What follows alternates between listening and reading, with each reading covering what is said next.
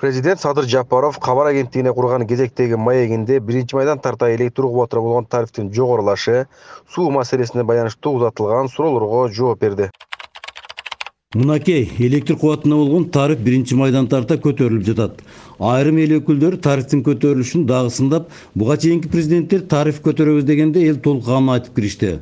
Буга кандай комментарий берет элеңиз?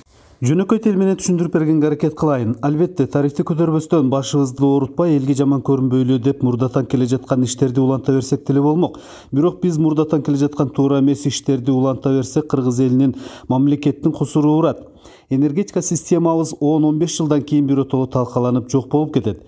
Бүгүнкү күндө энергетика тармагыбыздын карызы 137 миллиард сомду түзөт. Бул эмне болгон карыз деген суроо туулат. Бүгүнкү күндө өндүрүлүп жаткан электр кубатынын 1 киловатт саатынын өздүк баасы 2 сом 38 тыйынды түзөт. Кимдир бирөө ГЭСтерден чыккан өздүк баа менен салыштырып, бул өздүк нарк туура эмес деп ойлошу мүмкүн.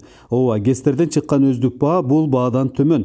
Бирок ошол ГЭСтерден чыккан өздүк баа менен түздөн-түз башка чыгымдары жок эле түп-түз элге жетип калбайт да. Ортодо чыгымдар бар. Мисалы, энергетиктердин эмгек акылары, сатылып алынып жаткан жаңы тетиктер, зымдар, мамычалар, тейлөөгө кеткен чыгымдар, көмүр, мазут, импорттоо алып келген электр энергия, техникалык жоготуулардын баары биригип өздүк баага кошулат. Ушул үчүн өздүк баа 2 сом 38 тыйынга жетип атат. Биз болсо бүгүнкү күндө 1 киловатт саат электр кубатын 77 тыйындан сатып келебиз. Ортодогу айырма энергетиктердин мойнуна илинген карыз болуп чогулуп жатат. Муну адистиги бар каалаган жарандарыбыз болобу же депутаттардан турган атайын комиссия болобу текшерип чыкса болот. Толук укугу бар. Бизде баары ачык. Өз көзүңөр менен көрөсүңөр. Ооба, мага чейинки президенттер дагы тарифти көтөргөнгө аракет кылышкан, бирок эл толкуп кетет деп коркушуп, тарифти көтөрбөй, жыл сайын энергетика системасы улам тереңдеп карызга батып отуруп, 2020-жылга чейин карыз 137 миллиард сомду түзүптүр. Мындан сырткары кышкы мезгилде 3 миллиард киловатт саат электр энергияны кошуна өлкөлөрдөн импорт кылабыз. Өзүбүздөн чыккан электр кубаты кыш мезгилинде өзүбүздүн керектөөбүзгө жетпейт. 2020-жылга чейин 3 миллиард киловатт саат электр энергияны Казакстан менен Өзбекстандан 5 сомго чейин накталай акчага сатып алып, 77 тыйындан элге берип жүргөн экенбиз. Ортодогу айырма энергетиктердин карызынын үстүнө карыз болуп, 137 миллиард сомго чыгышынын бир себеби ушул. Албетте, система түзүп алышып, уурлук кылгандан көбөйгөн карыздар да кошул-ташыл болгон. Мен келгенде кандай кылдым? Кошуналардан кыштын күнү накталай акчага электр кубатын сатып алган жокмун. Кышта бизге электр кубатын берсеңер, жайда силерге суу агызганда генератор аркылуу агызам. Ошондон чыккан электр энергия менен кайта кайтарам деп, сууну генератор аркылуу агызып, электр энергиясын кайтарып коюп атабыз. Бүгүнкү күнү мына ушундай шарт менен иштеп жатабыз. Мурда болсо сууну жөн эле бош агызып берчү экенбиз. Анткени генератор аркылуу агызалы десек, жайдын күнү анча көлөмдөгү электр энергия эч кимге керек эмес.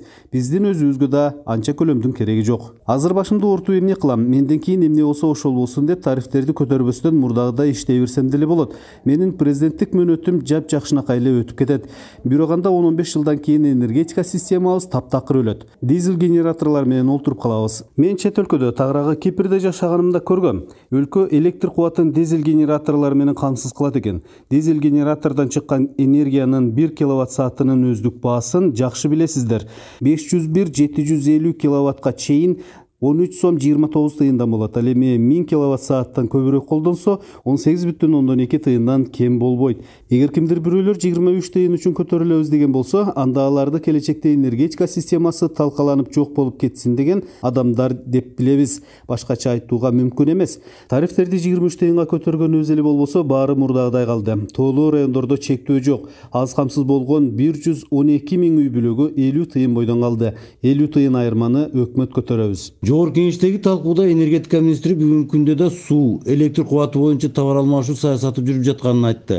Ошондо депутат Адахан Мадымаров сууну ресурс катары кабыл алып, сууну сатпайсыңарбы деген суроону койду. Чындап эле сууну товар катары сатууга болбойбу? Сууну товар катары сатууга да убакыт келет. Азыр Бириккен Улуттар уюмунда сууну товар катары кабыл алуу боюнча маселе каралып жатат. Кабыл алынса, анан сатабыз да. Мадумаровдун болсо тили эле сайрайт, колуна эч нерсе келбейт. Бишкекте туруп тили менен Москванын көчөлөрүн таптаза кылып шыпырып коет.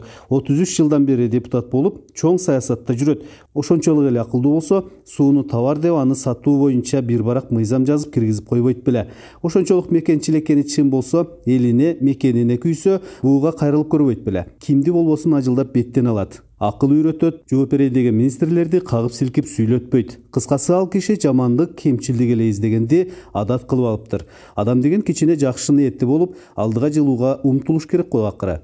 Министр мырза, сиз сунуш айтыңызчы, кандай иштейин, ушул кризистен кантип алып чыгайын, кантип реконструкция кылайын десе, эч бир сунуш айта албай какап калды. Аз уурдаш керек дейт. Бул сөздү 5-класстын баласы деле айта алат. Азыр мурдагыдай оорулук жок. Ошол үчүн карызы 3 жылдан бери 137 миллиард сомдон 1 тыйын өйдө көтөрүлбөй турат. Кудай буйруса бул карыздарынан да кутултабыз. Убакыт керек. Албетте оорулукту 100% жок кылып салдык дегенден алысмын. Майда чүйдө оорулуктар кармалып жатат. Камап, кайра төктүрүп атабыз. Мурдагыдай системалык оорулук жок. Эгер кимдир бирөөлөр уурдап жатканын билсеңер, ачыкка чыгарып берсеңер, андай иштер бизге чоң жардам болот. Эл өзү да энергетика системасындагы оорулукка каршы күрөшүш керек. Көп түкүрсө көл болот дейт. Ким уурдаса, ал өзүнүн небере чөбүрөсүнүн ырыскысын уурдаган болот.